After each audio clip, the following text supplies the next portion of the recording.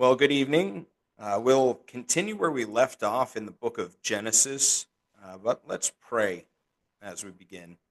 Our Father, thank you for your word. Thank you for the confidence that we rightly place in it, for the example that we have of those who have come before us and the way that they uh, have walked before you, and the way that they walked through uncertainty and adversity, and you were faithful to them. And Lord, I pray that you would continue just in your faithfulness to us and help us to trust you as we walk through all of the different seasons of life before finally you call us all home. Lord, uh, be glorified in this time. I ask in Jesus' name. Amen. All right, so we've been working our way steadily through the book of Genesis, and we have gone all the way from creation through the flood, Noah and his sons, civilization reforming after the flood, including the Tower of Babel, and then the destruction of the Tower of Babel, the dividing of peoples according to language over the face of the earth. And then finally, as the Lord calls one individual out of Ur of the Chaldees, Abraham, and then, basically, Abraham is daring enough to live by faith, to walk by faith. Um, so because he's willing to trust the Lord and to walk by faith, the Lord makes a covenant with him and with his descendants after him. So we saw the misadventures of Abraham trying to figure out what it is to live in relationship with God as a man who's been called by God. Then his son Isaac, including the really improbable way that he is provided with a wife. And then finally, where we are right now is Jacob, who is one of two sons of Isaac, the younger, who the birthright passed on to, as well as the blessing. And Jacob, through his life, and again, improbability, he has 12 sons now, and one of them was said to have been killed by wild animals, and in fact, his brothers had just sold him into slavery, except for his youngest brother, who is his only full blooded brother. He, as a slave in Egypt, was then falsely accused, thrown into prison, and there languished for a period of time until such a time as the Lord revealed himself to the nation of Egypt through Joseph, and warning of a 7-year period of prosperity that would be followed by 7 years of extreme famine. Joseph was elevated to second in the kingdom and tasked with preparing the nation for the upcoming famine. And he does it. He does it well. He's faithful. He's a diligent kind of guy. Always seems to rise to the top. And in the course of events after the famine has hit, his brothers, who sold him into slavery, end up coming to him to buy grain. And now he's totally decked out as an Egyptian and as an Egyptian ruler. He's using an assumed name, Zaphnath Paneah, even has an Egyptian wife. And he speaks to his brothers through a translator. And so they don't recognize who he is because he's testing the hearts of his brothers to find out if they really have changed and to find out the state of affairs of his own full-blooded brother who he loves. And so through a series of setups, he ends up bringing his, or kind of compelling his older brothers to bring his brother to him in Egypt, and then learns that his older brothers seem to have at least in a significant way a change of heart and a change of conduct. And so he reveals himself to all of them and then calls for his father and for they to come down, because only 2 of the 7 years have passed for the famine, and it's just going to be an impossible time for them to survive in the land of Canaan. Jacob, in hearing and seeing the provision from Joseph, at first doubts that this is the Lord's doing, and so he goes again to Beersheba and meets with the Lord there, and the Lord basically comforts him and gives him permission to go into Egypt, although formerly he wasn't allowed to relocate. Um, so now there's going to be a difference. We know this is the start of about 400 years that that nation is going to um, live in the land of Egypt, and then from there is going to be called out. But this is kind of the end of Jacob's story that we're working through tonight, as the story passes on fully to the 12 patriarchs. And we're going to see that there's actually additional patriarchs because of the choices of Jacob, the proclamation of Jacob. And yeah, so that's where we're going to start. We'll resume in Genesis 46, verse 28. It says, Then he sent Judah before him to Joseph to point out before him the way to Goshen. And they came to the land of Goshen. So Joseph made ready his chariot and went up to Goshen to meet his father Israel. And he presented himself to him and fell on his neck and wept on his neck a good while. So imagine they've been separated now for about 20 years' time, or maybe a little better than that. And, here it's essentially as if Joseph is restored to Jacob as if from the grave. Jacob had lost all hope that his son, that he'd ever see him again in the land of the living. And now here's his boy. And not only that, but he has risen to prominence. Truly, what a bittersweet time. Probably bitter for the years that they lost together, but sweet because their time is restored. And Israel said to Joseph, Now let me die, since I've seen your face, because you are still alive. And just so overwhelmed, so blessed. This moment, there's nothing that can top this. I could go out on top if I die right now, because I'm just so happy. I am just so blessed in this moment. Well, then Joseph said to his brothers and to his father's household, I will go up and tell Pharaoh and say to him, My brothers and those of my father's house who are in the land of Canaan have come to me. And the men are shepherds, for their occupation has been to feed livestock. And they have brought their flocks, their herds, and all that they have. So it shall be when Pharaoh calls you and says, What is your occupation? That you shall say, Your servant's occupation has been with livestock from our youth, even till now, both we and also our fathers, that you may dwell in the land of Goshen. For every shepherd is an abomination to the Egyptians. So in this, I want to kind of go through this this culture of the Egyptians in relationship to shepherds, or in relationship to people who keep livestock. Let's look back a couple of pages to Genesis 43:32.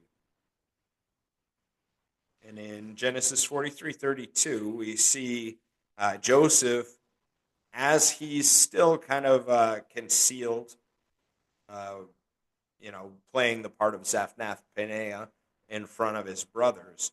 It says in verse 32, So they set him a place by himself, and them by themselves, and the Egyptians who ate with him by themselves, because the Egyptians could not eat food with the Hebrews, for that is an abomination to the Egyptians. And so Joseph, um, not just because of his status in the nation of Israel, but because of the cultural prejudice, if you will, of the Egyptians, you can see how he's seated separate from the Egyptians. If the Israelites, if the patriarchs would have understand Egyptian culture a little better, this might have been something that was a little, what's going on here? The fact that they're set apart from the Egyptians, maybe that's not as surprising. But the fact that Joseph is set apart may mean to them that he is not Egyptian himself. But again, he has this sensitivity, even though he's second in command in all of the nation, that there's a difference between him and the Egyptians. And it looks not so much to be that he feels better than them, as much as perhaps he's sensitive, knowing his roots to keep himself apart from them. Looking in chapter 45, verses 9 through 11, and then 17 through 20. 45:9, Joseph says, "Hurry and go up to my father and say to him, 'Thus says your son Joseph, God has made me Lord of all Egypt. Come down to me. Do not tarry. You shall dwell in the land of Goshen, and you shall be near to me, you and your children, your children's children, your flocks and your herds, and all that you have. There I will provide for you, lest you and your household and all that you have come to poverty, for there are still 5 years of famine.'" Looking at verses 17 through 20 as well, he says, "And Pharaoh said to Joseph, say to your brothers, do this, load your animals and depart, go to the land of Canaan. Bring your father and your households and come to me. I will give you the best of the land of Egypt, and now you will eat the fat of the land. Now you are commanded, do this. Take carts out of the land of Egypt for your little ones and your wives. Bring your father and come. Also, do not be concerned about your goods, for the best of all the land of Egypt is yours." Now, the reason that I look at these two is Pharaoh says, "I'll give you the very best." Joseph selects the land of Goshen. And the land of Goshen is, by all accounts, in the northeast of Egypt, on the border with Arabia. So the Arabian desert, the wilderness that they're going to wander through. It seems as though Goshen is kind of borders on the Mediterranean, and it's to the east of the Nile River. It's an area that is, according to Henry Morris, 900 square miles in size. And so they're settled into this area. I wonder if the reason why they're settled there is instead of coming into the heart of Egypt, instead of necessarily having a place that's right by the Nile, that they are keeping themselves separate from Egypt, even in their geographical location, even in the land that they end up choosing.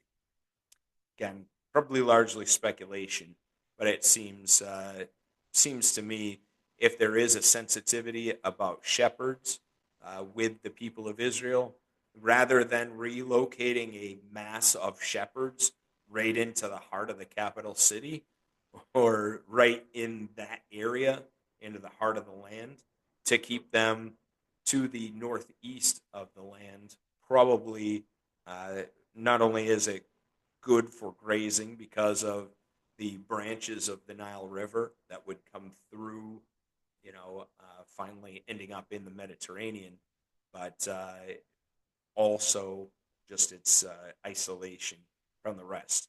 We'll see that as we get into the book of Exodus, how there's a difference between the land of Goshen and the land of Israel. It seems as though there is a way that God insulates Israel from the rest of the land of Egypt. Now, if Goshen ends up being farther south and the other side of the Nile River, suffice it to say, it very well could be that the selection of Goshen for Israel to settle may be more an issue of sensitivity to the Egyptians rather than just merely coming in and saying, "Oh yeah, we're taking that real estate." Moving into chapter 47, It says, Then Joseph went and told Pharaoh and said, My father and my brothers, their flocks and their herds, and all that they possess have come from the land of Canaan, and indeed they are in the land of Goshen. And he took 5 men from among his brothers and presented them to Pharaoh. Then Pharaoh said to his brothers, What is your occupation? And they said to Pharaoh, Your servants are shepherds, both we and also our fathers. And they said to Pharaoh, We have come to dwell in the land, because your servants have no pasture for their flocks, for the famine is severe in the land of Canaan. Now therefore, please let your servants dwell in the land of Goshen. Then Pharaoh spoke to Joseph, saying, Your father and your brothers have come to you. The land of Egypt is before you. Have your father and brothers dwell in the best of the land. Let them dwell in the land of Goshen. And if you know any competent men among them, then make them chief herdsmen over my livestock. So in this, um, it also is interesting that instead of bringing the whole crew down, Joseph selects 5. Maybe, again, out of sensitivity for the way that the Egyptians and the Pharaoh, chief of all the Egyptians, may feel about them for, the way they earn their living. And so only 5 of them, not bringing flocks with them, coming respectfully before the Pharaoh. Though Joseph is second in command, he kind of knows his place in the pecking order. And I think this is something that continues to endear Joseph to Pharaoh. Because the next thing we see is that Pharaoh has an audience with Jacob. Now, there's something in this meeting, starting in verse 7, that I think we should look at in particular. It says in verse 7, Then Joseph brought in his father Jacob and set him before Pharaoh. And Jacob blessed Pharaoh. Remember when Jacob was fleeing from Laban and when he was about to meet Esau, and he ends up seeing what I would contend to be a pre-incarnate visitation from Christ, and how they wrestle all night. And how does he end that match? You don't leave until you bless me. And there is a sense in which the lesser is blessed by the greater. It's kind of a sign of superiority to be able to bless somebody else. You've won, bless me. In this, it's kind of interesting that Jacob blesses Pharaoh, because by every earthly appearance, Pharaoh would be the one with the opportunity to bless Jacob. And certainly he's giving him land and things as an acknowledgement and an appreciation for all that Joseph has done to spare his kingdom, to spare his subjects, to spare even his family. But Jacob blesses Pharaoh. And I think that that's saying something about the realization that Jacob has about who he is before God. I mean, this Jacob is the patriarch, is the head of the chosen family. And so, truly, remember, everybody who blesses Israel, everybody who blesses Jacob is going to be blessed. And I don't think that it's for nothing that we see what happens next, in that Pharaoh is providing for Jacob and providing for his family, and then there's a blessing that comes back on Pharaoh for that. This isn't necessarily like the whole nation turns out and like, oh, wow, thanks so much. This is a meeting that Pharaoh and Jacob have together.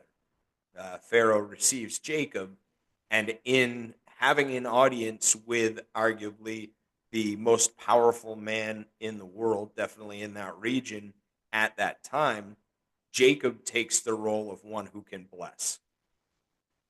And so he does. Jacob blessed Pharaoh. Pharaoh said to Jacob, How old are you? And Jacob said to Pharaoh, The days of the years of my pilgrimage are 130 years. Few and evil have been the days of the years of my life, and they have not attained to the days of the years of the life of my fathers in the days of their pilgrimage. So, hey, old timer, how old are you? Oh, man, not as old as I could be. And my days have been bitter. They've been terrible. What a way to greet a guy. But, I think as we get older, um, we're more comfortable in talking about our ailments. Like, yeah, I'm doing all right. Oh, my back, oh, man, just got something going on with my shoulder, whatever it may be. Uh, I think there's also the realization. If you really look back at anything worthwhile in Jacob's life, he had spent so much of his life really um, trying to benefit himself, trying to deceive, trying to get whatever he could for himself, trying to ensure that his brother's not going to kill him by giving kind of a ransom for himself and his family as he goes to meet him again. Any number of different things that he's attempted in his own strength. And so he looks at his life, he takes stock, and he's like, man, I'm 130 years old, and few and evil have been the days of the years of my life. It's been hard. I had to put up with this guy, Laban, after I was run out of town by my brother. And, all these, my beloved wife has died, and then my other wife has died. My oldest son, he took my surrogate and had relations with her. It's just I had a couple of sons that went and just I don't know killed a whole city, and I was afraid that there's gonna be retribution by some of the cities around me. Like if you really take stock of Jacob's life, if you really think about it, few and evil, yeah, okay, few and evil have been the days of the years of my life, and they've not attained to the days of the years of the life of my fathers in the days of their pilgrimage. So, kind of interesting how he focuses on this as he takes stock, as he looks back on his life. If I'm compared with Abraham and Isaac, I'm really, like doing a poor job. Even though his son has surpassed, Abraham's son and surpassed Isaac's son. His through his progeny, he is in a premier position in all of the earth in a very difficult time. But it says in verse 10, so Jacob blessed Pharaoh and went out from before Pharaoh. So he kind of says, yeah, I lived 130 years. Everybody else, my ancestors, they all lived longer than me up to this point, and my life hasn't been much to write about. I think, though, that in those difficulties, in those failings, in the trials that Jacob went through, there's an awful lot for us. And there's a lot of comfort for us in seeing the way that the Lord always provided for him, always took care of him. The scrapes that he got himself into or his boys got him into, and the scrapes that they got into. The fact that the Lord didn't abandon him. That's an incredible thing. The New Testament is going to go on to tell us the gifts and calling of God are without, like he's not going to revoke that. It's without reproach. He doesn't say, yeah, you've gone a little too far at this point, and I'm gonna pull all that. I know I made promises to you, but you just have been rotten, and so you've kind of lost out on the ability to continue to reap the benefits of the promises that I've made to you. Jacob is a prime example of somebody who just seems like, again and again and again and again and again, he just keeps doing things that he shouldn't be doing. And yet the Lord continues to call back to him. Remember, he on a couple of occasions says, "What's your name?" And talking about how are you operating in your life. And Jacob, kind of, I'm sure, hanging his head, "My name's Dirty Sneaky Thief," because that's what Jacob really insinuates. And the Lord's like, "No, I'm changing your name. You're a prince with God. You're governed by God. So walk in that. Don't continue to live your life as dirty, sneaky thief." And it says Jacob blessed Pharaoh and went out from before Pharaoh. So whatever he looked at himself and was kind of recounting his own story before Pharaoh, there was a way that he must have turned his focus again to the Lord. Because how can we bless anyone except with a blessing that we've received? What resource does Jacob have for any kind of blessing? He's leaving a famine-stricken land, and sure, he had some things that he could send to try to appease Joseph. Well, let's bring some nuts and other non-perishable items, but we're just about played out for food here in the land of Canaan. So it's not as though he has something material that Pharaoh really needs or Pharaoh even really wants. But I think the real blessing is yet to come, and we see it through the way that everything plays out. Joseph's plan being implemented and being allowed through Pharaoh ends up being a blessing for Pharaoh. So he went out from before Pharaoh. It's not like he lingers around Pharaoh. He goes back to the place where his family is. And Joseph situated his father and his brothers and gave them a possession in the land of Egypt, in the best of the land. Now, again, I think best is a relative term. Some people would say location, location, location.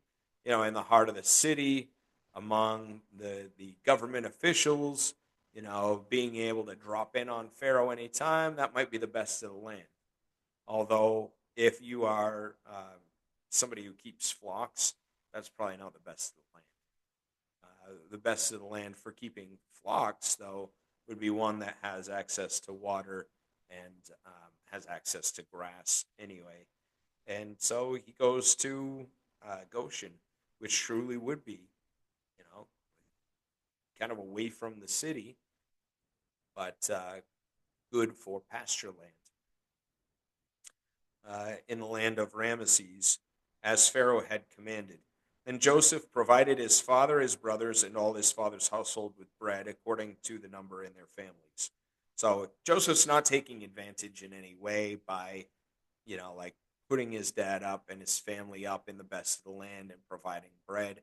This is something that Pharaoh has decreed independently. Wow, I'm just really thankful for the way that you were able to interpret my dream, the way that you were able to establish things so that we would be taken care of. And just out of gratitude, I want to provide you with anything that you need, anything that could be helpful at all for you. I want to do for you. I want to return the favor in whatever small way I can. And so Israel then has the right, because the Pharaoh has commanded it, Jacob's blessing. So then we move in, and the other thing is, Jacob didn't like send Joseph on like, "Oh, I got a master plan. I know that there's going to be trouble ahead, so maybe if we can, through a series of improbable events, have him ascend to the throne, then this will all work out for me." Whatever. That's not his. He didn't plan at all for this. God had made promises to him, and God was faithful to use the circumstances to orchestrate Jacob's blessing, to orchestrate Israel's blessing. Sometimes we feel as though God doesn't owe us, like he's not gonna take care of us unless we've put in the requisite amount of effort. Like if I've tried hard enough, well then, the first one is then he'll save me. If I've been a good enough person, well then God will save me. But until I feel like I've done enough to be a good enough person, I'm not sure that he really would save me. You hear a lot of people like, oh, let me get my life cleaned up and then I'll go to church. Well, it's not what happened here. Jacob wasn't good enough. He wasn't smart enough. He wasn't wise enough. He wasn't shrewd enough. He wasn't meteorologically aware enough, and like just devised the plan. He didn't prep well enough. He didn't have a bunker, and it was not filled with non-perishable food. He could not have survived another 5 years in the famine. All his money would have been completely used up, and who knows? If Joseph hadn't provided food, they all could have starved. If it wasn't for God's faithfulness, and yet God had made promises, and God took care of Jacob and his whole family in a completely unexpected way. If you feel like, um, uncertainty of I don't know what God is going to do. I don't know if He actually is going to come through because I'm facing down some pretty significant trials. Understand that God has promised you as His son or as His daughter that He's going to always take care of your food and He's always going to take care of your clothing, that He cares for you. You're of more value than, the sparrow, but He knows about the sparrow, and the sparrow falls from the sky. So, in that, I take a great deal of comfort, in knowing that you can try your best, you could try your hardest, and all of your plans can fall apart, and yet God's faithfulness will never fail. Even when we don't believe that He is going to be faithful, the Scripture again has said, if we are faithless, He remains faithful. He can't deny Himself. It's just in His nature to be faithful to us. And if He's made promises, that He's going to keep those promises, whether we've met the mark or not. The only thing that we can contribute in this relationship with Him is a submission to Him. Is just finally caving to Him, and what He desires above everything from us is faith.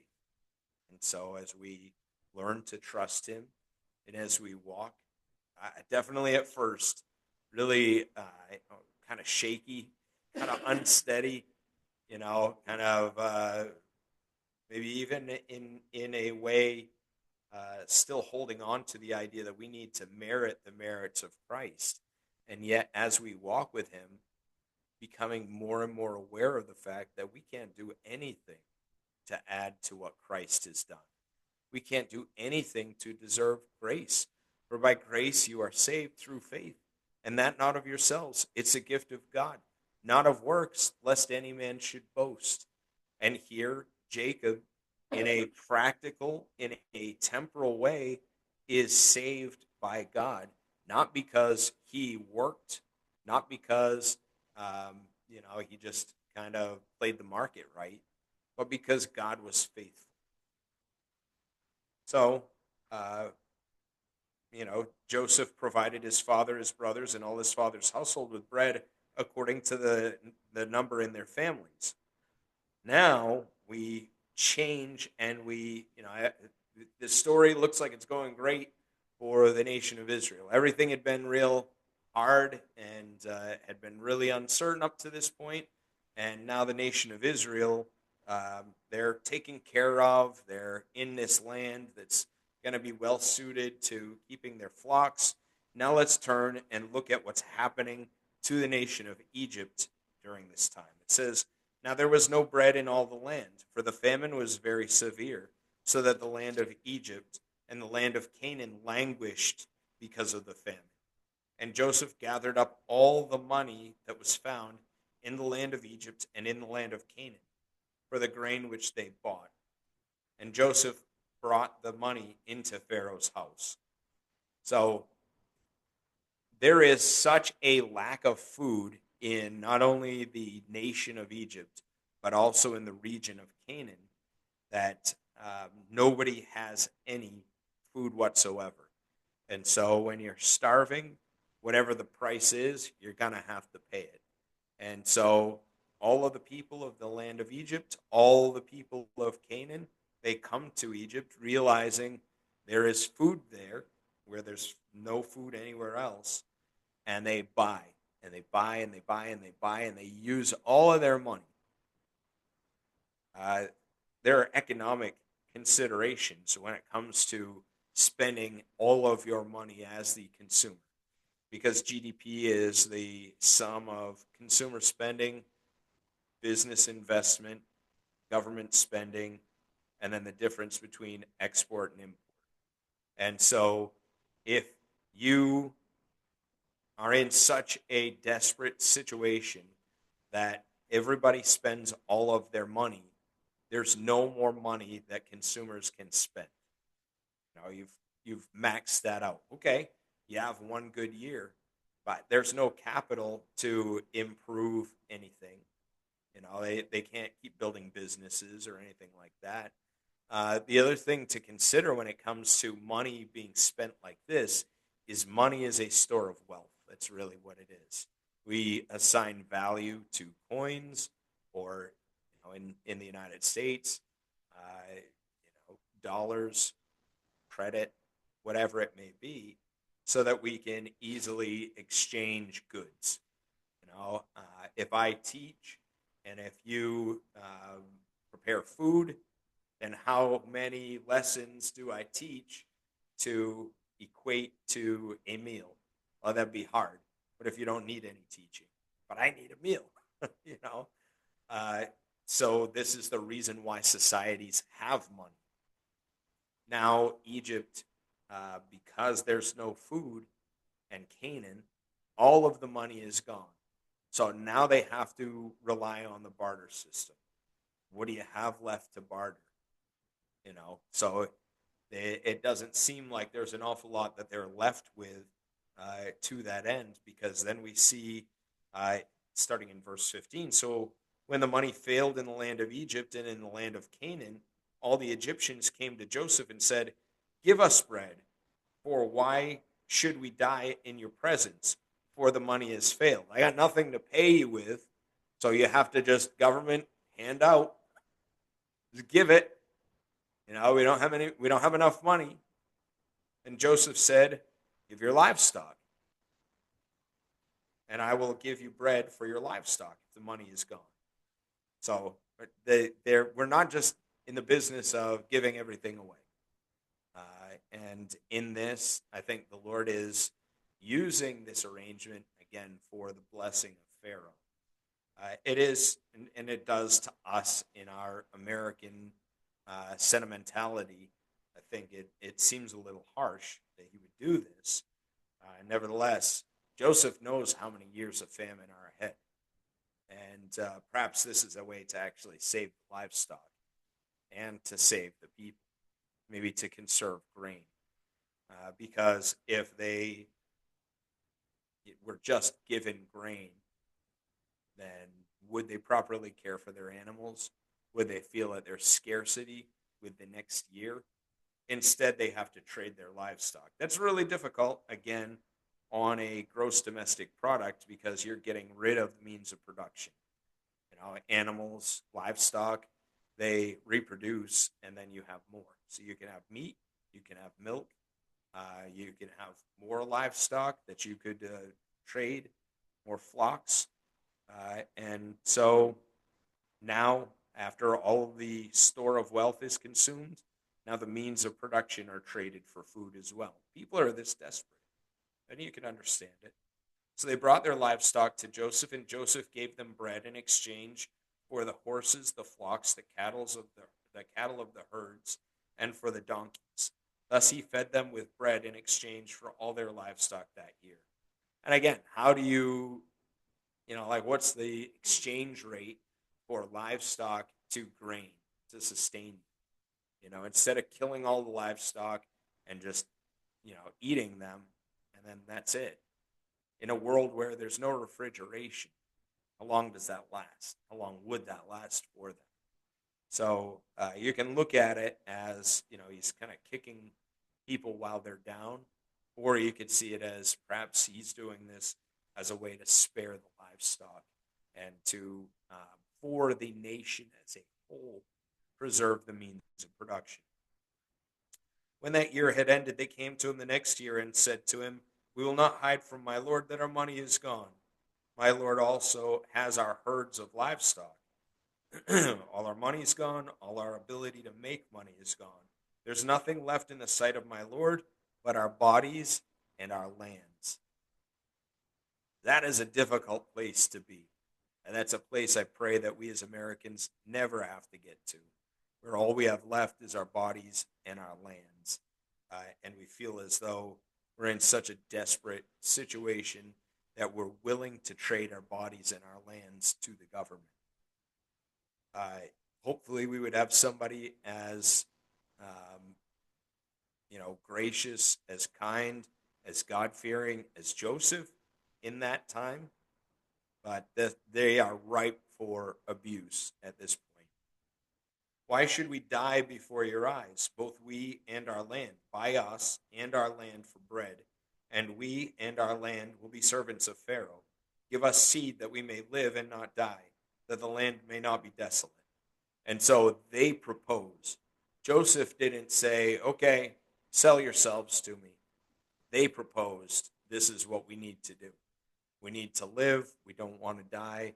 We're in such a desperate position. We will give you all of our land. It's not producing anything anyway, so it's worthless to us. All it's good for is burial plots. And we'll give you ourselves because we're going to be right on death's door in a matter of moments anyway. So, rather than die an agonizing death, if we put ourselves into the care of the government, then, the government will have a debt to us, will owe us to take care of us." And this is one of the reverses, or one of the other sides of the coin of ancient slavery, is that if you own somebody, then they owe you work, they owe you respect, but you owe them to keep them alive, to keep them clothed, those kinds of things. So in their desperation, they're like, well, you've got plenty of food, and if we belong to you, to Pharaoh, then he's gonna have to take care of us. And so it says in verse 20, "Then Joseph bought all the land of Egypt for Pharaoh, for every man of the Egyptians sold his field because of the famine. The famine was severe upon them. So the land became Pharaoh's. And as for the people, he moved them into the cities, from one end of the borders of Egypt to the other end."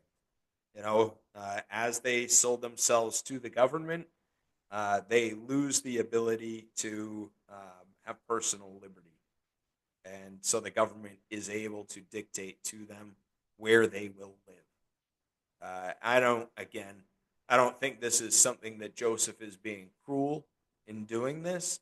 I think for the sake of efficiency, remember, all of the grain was stored in cities. So rather than having to come into the city from the Willowags and try to get enough food and try to get back to your land, it is more efficient to have enough housing in the cities and to take care of the people there. Well, there's nothing else that they can do. They can't farm their land or anything like that. So keep them together, keep them close, keep them fed. Only the land of the priests he did not buy, for the priests had rations allotted to them by Pharaoh, and they ate their rations which Pharaoh gave them. Therefore, they did not sell their land. So Pharaoh, obviously, he props up their false religious system, but it's this idea that, we need to do what's right in the eyes of, to them, whatever their gods were.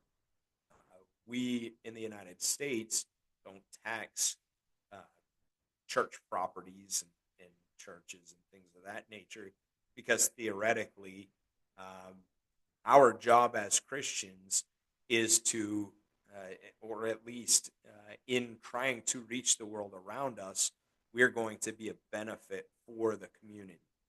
We are going to do things that help the community.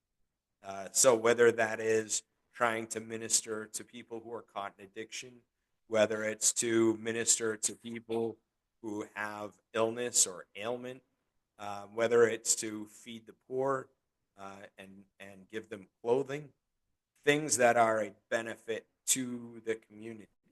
And so, because we're doing that, and because we should be praying for our leaders, we should be praying for our communities.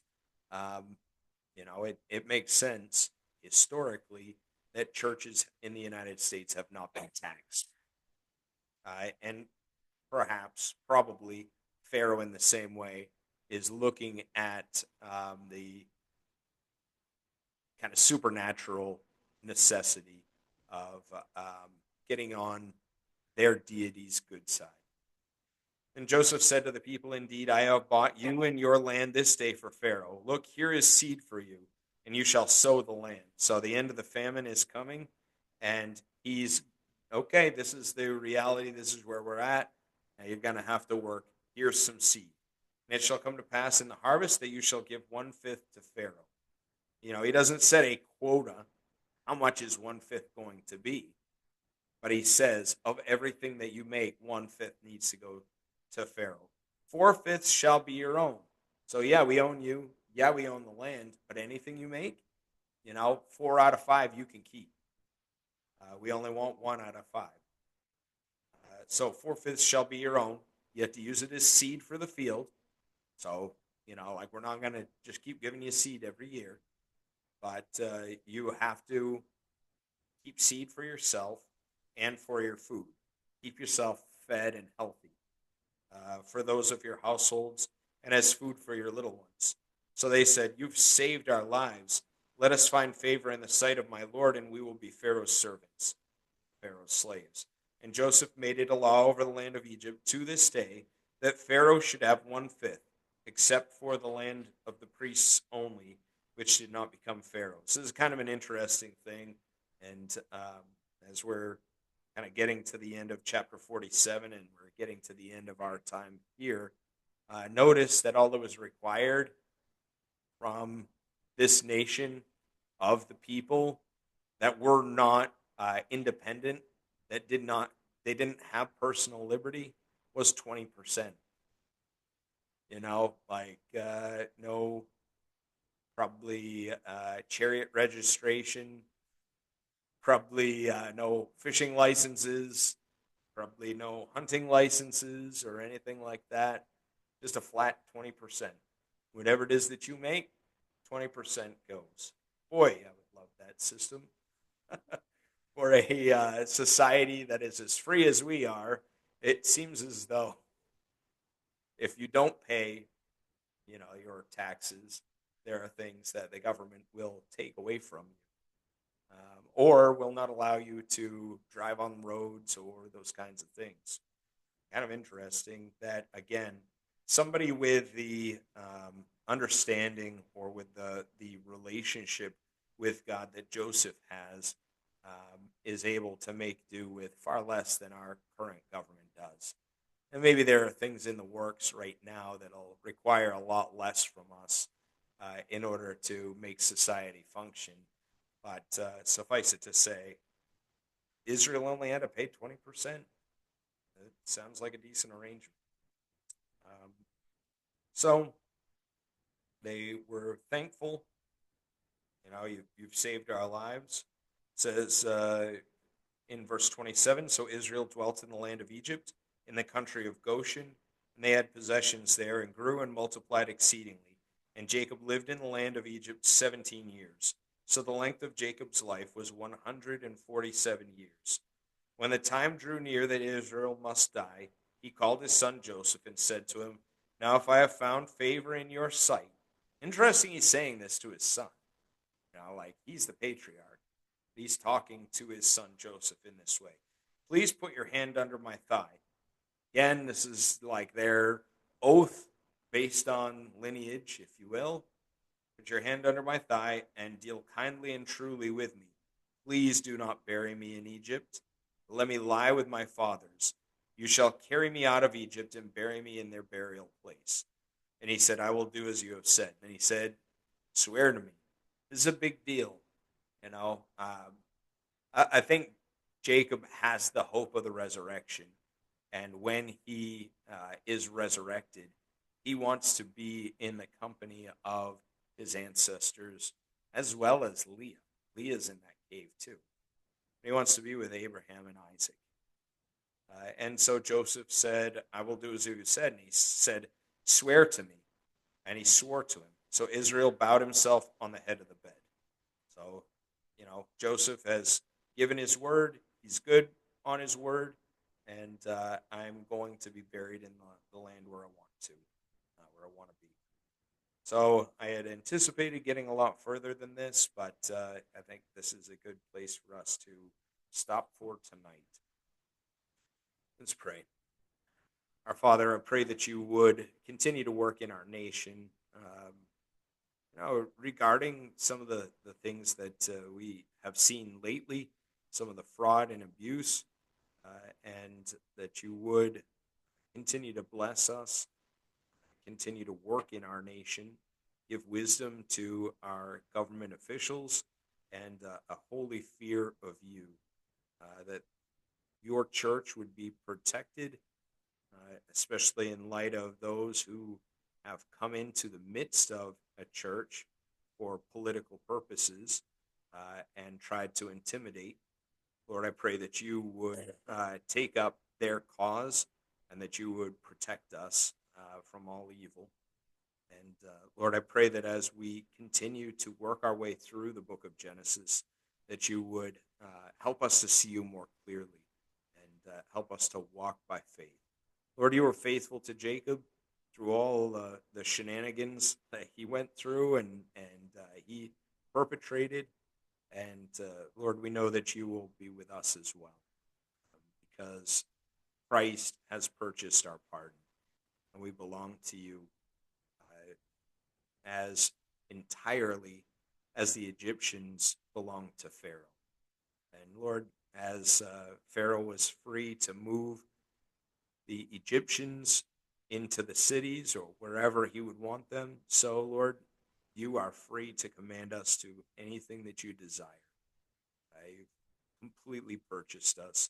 We've sold ourselves to you, and it is such a pleasure to be yours. Lord, thank you for sparing us. Thank you for your love. In Jesus' name, amen. All right. Grace and peace.